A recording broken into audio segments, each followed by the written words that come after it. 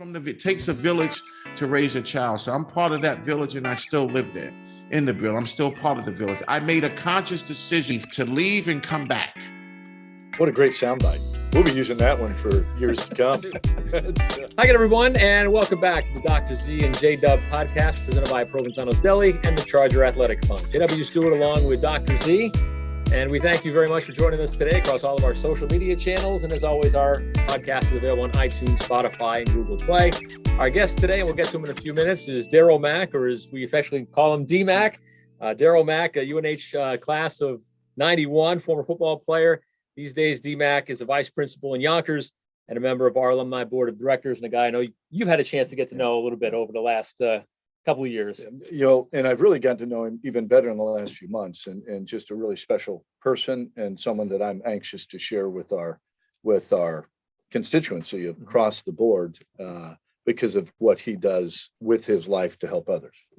We look forward to talking to D-Mack, and again, he'll join us in a few minutes. But first, let's catch up with Dr. Z and see what's going on in his world.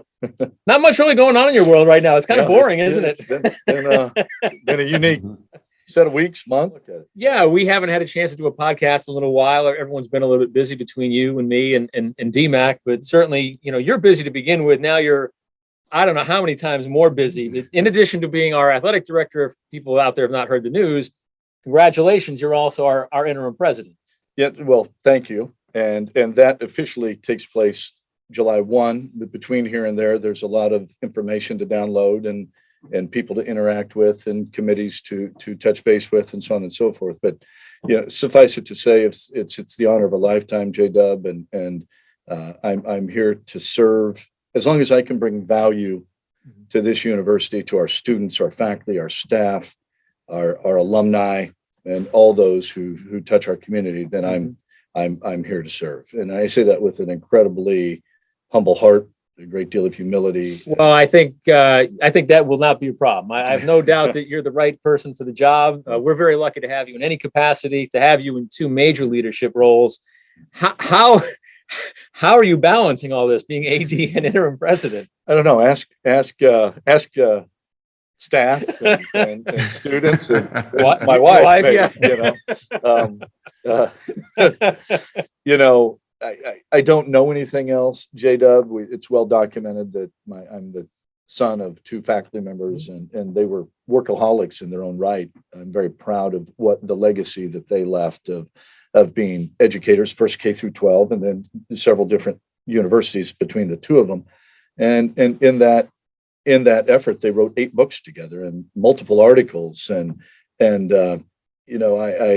would like to carry on. And this is one of the reasons it's just serendipity that we have D-Mack on here, that, he carries on what they give their life to, and I hope to do the same. And I've been so fortunate to have had a career in the different roles I've had in my life. And this is something where I hope to represent those students, those faculty, those staff, those alumni in such a way that we can continue to build on the past 2 decades of upward trajectory that this university's on track with. Yep. Yeah, a lot of that, of course, goes to President Kaplan, Absolutely. for everything he's done here in the last 2 decades. Yeah. And, the whole point is that he will still be around during this transition, which is great. I wouldn't have wanted it any other way. And I'm really here to serve in that transition phase and do all we can to keep moving this university to greater heights. The word that I'd like to use for all those groups is, I don't know that we celebrate who we are and what we've accomplished enough. And I will take on that role and responsibility to do that both internally and externally. I've done no research on this. I don't know if you have, but I'll ask the question anyhow.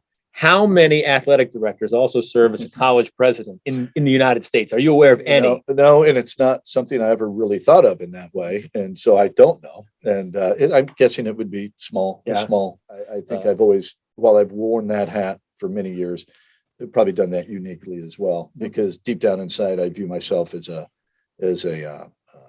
an academic, and my true love has always been English literature, and would tell you that my greatest fear is that I'll die before having read all the books that I want to read or think I should read before this lifetime's over.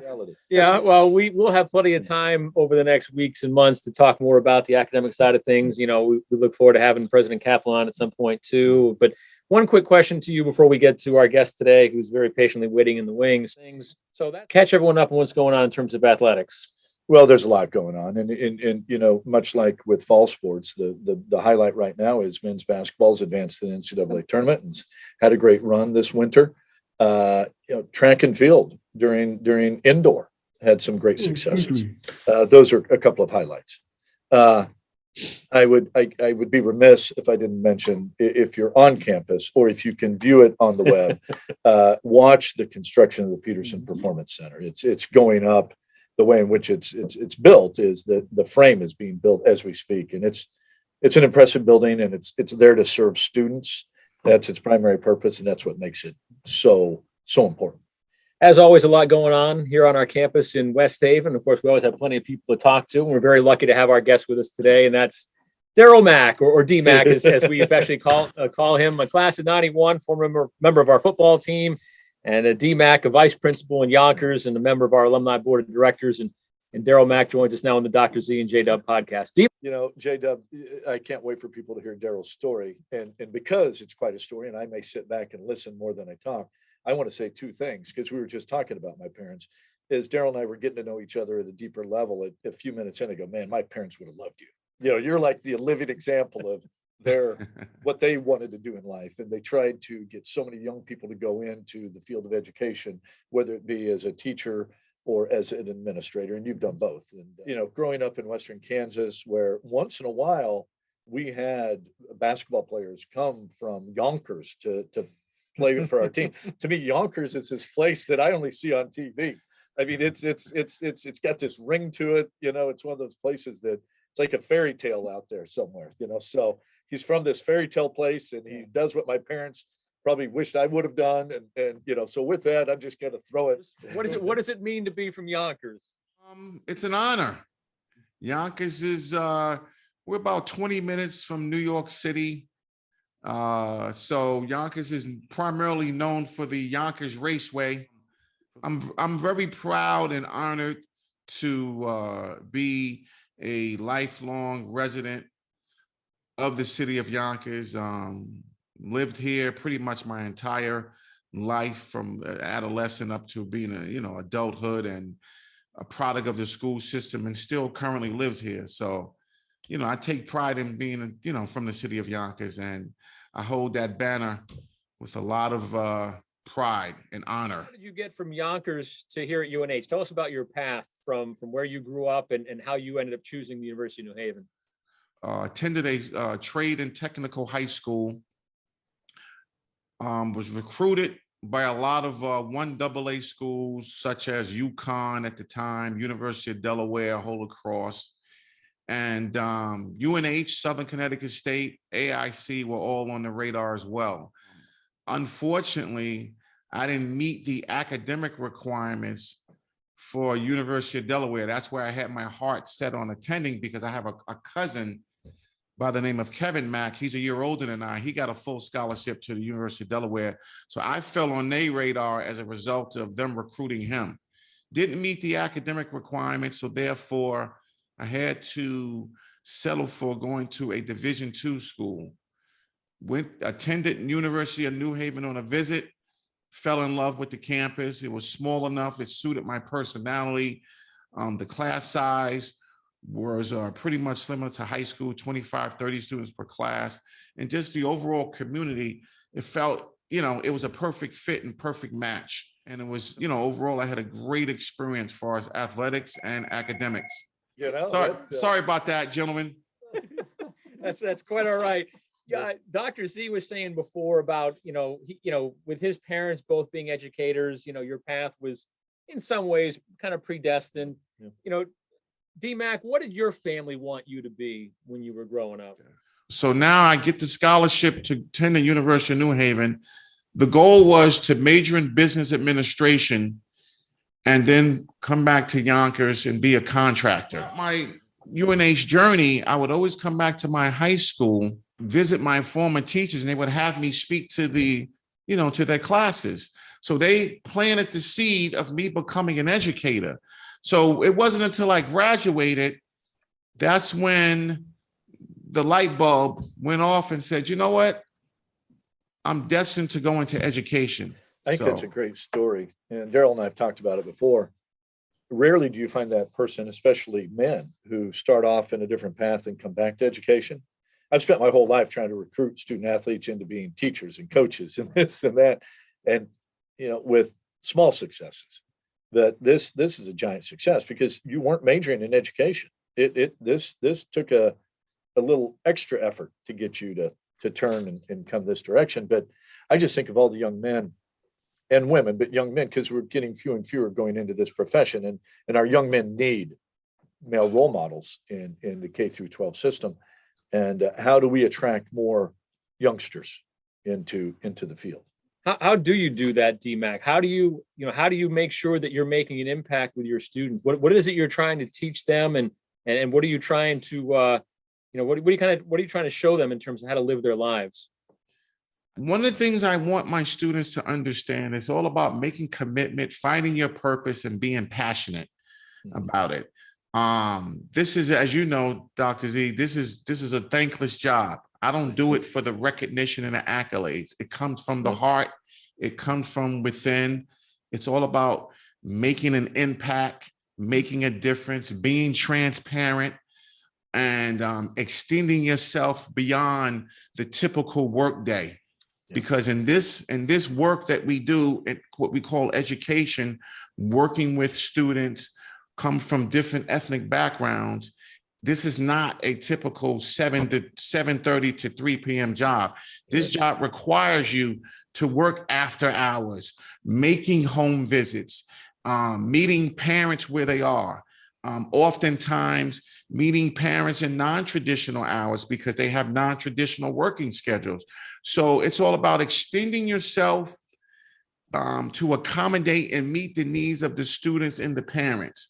And that's something that I don't mind doing. And particularly the advantage is that coming from the community, I still live in the community. So I bump into students all the time, whether it be the supermarket, the barbershops, in church. So, this is what it's all about. Being from it takes a village to raise a child. So I'm part of that village and I still live there.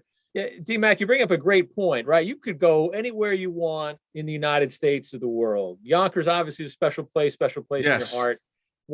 What's it like still teaching and living in the same place you grew up? This is my 31st year, and I started teaching at 22, 23. So I have a birthday next month. I'll be 54, and I often reflect, and I say to myself, you know what? This has come full circle because I have a lot of individuals that I grew up with. I've had their children, and now their children have become adults, and I have their kids. So a lot of my students are surprised when they come to find out that I went to school or I grew up with their grandparents. It feels good. It feels good. It feels good that you come back to a district and a community from where you grew up, and you've been a part of a school system that you were a part of, where I attended elementary, middle school, and high school. And now I'm working as an adult, 31 years. I was fortunate enough to coach athletics, football for 10 years, and track and field. Just having an opportunity to make an impact and see those students that you've impacted go on to become doctors and lawyers and many of them fellow teachers. You wouldn't believe how many former students I have that made a decision to become teachers themselves, and I've helped them get jobs. So that's extremely gratifying and rewarding. At the end of the day, gentlemen, that's what makes this job worthwhile. When you see a student that had different challenges, whether it be academically and family and social, and you see them go from one aspect to another where they completely develop and become productive citizens of society, and they're making great contributions. So I love it. This career path has been a blessing. Very, very fortunate. I still love what I do after 31 years, and I'm just trying to share the insight and the love for education to students as well as high school and college students. I feel like I'm watching a motivational video or reading a self-help book where rarely do you find people who match the axiom that goes like this: if you if you do something you love, you never work a day in your life. And there are very few Exactly. people who can say that. But when you find, and again, I'm going to show a huge bias here, people involved in the educational enterprise tend to say that more than others. And I know that maybe the financial rewards aren't always there, but I do think the other rewards, if done correctly, are always there.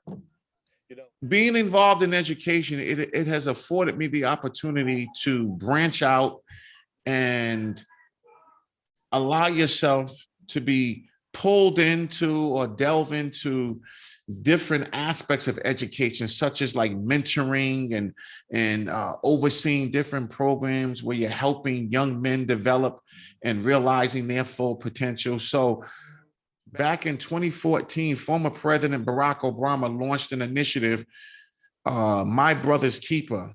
And the focus was on empowering and mentoring young men of color to realize their full academic potential and pursue post-secondary education, which is once they graduate from high school, what is your course of action? What is your plan? So my district adopted this initiative and we hit the ground running.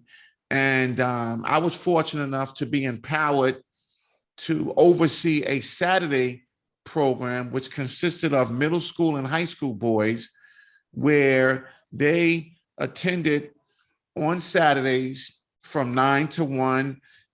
They sat through different workshops / classes that focused on character education, taught them about civics education, their civic responsibility, taught them different aspects of technology, exposed them.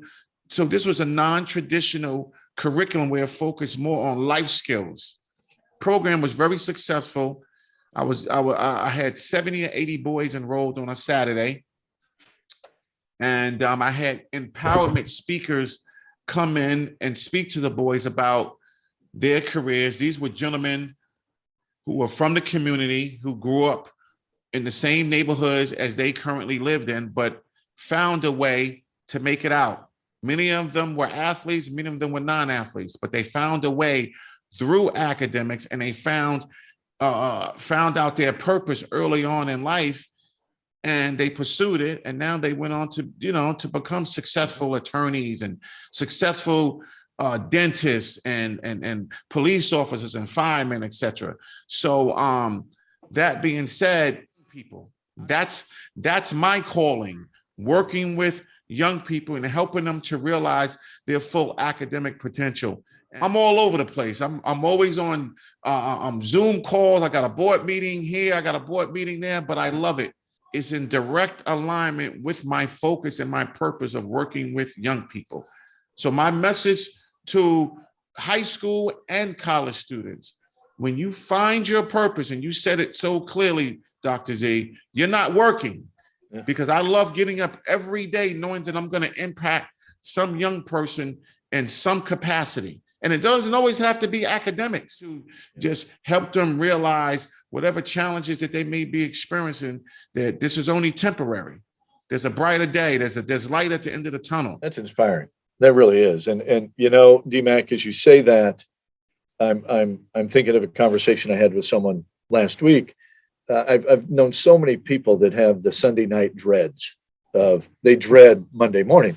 I've never felt that, and I don't think you have either. No. I kind of get butterflies on Sunday night. I mean, excited about what's going to, half the time I just came from an activity on Sunday afternoon, so there's not a lot of downtime, but I can't imagine not looking forward to Monday morning. And what I love about education, every day is not the same.